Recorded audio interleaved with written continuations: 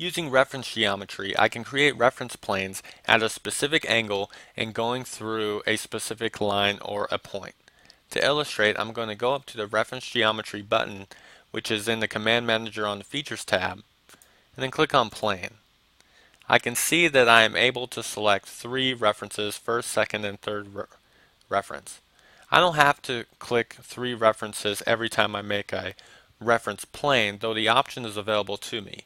Depending on the number of references I select and the type of reference I select, for example whether it's a face, a line, or a point, will dictate what sorts of options are available for me in creating my reference plane.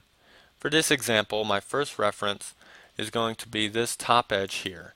I want the plane to go through that top edge. And then my second reference is going to be this slanted face here. Now, by default, it made my reference plane coincident with the edge I selected as my first reference and my reference plane perpendicular to the face I selected.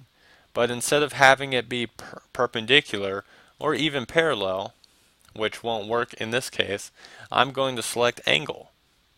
With angle, I can set any angle in here and it will set my reference plane to that angle as it passes through my first edge that I had selected, and the angle is set relative to my face that I have selected, face 1, which is the second reference. I can see as I change the angle in the dialog box in the property manager, the angle of the plane is changing with respect to the face I have selected as my second reference. So for this example, I'm going to do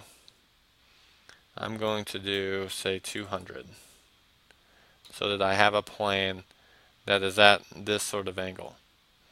When I'm done and my reference plane says it's fully defined in the property manager, I can confirm, and then I'm ready to sketch on my new plane, which I might want to sketch a circle right here and then extrude it or cut it, whatever I want to do.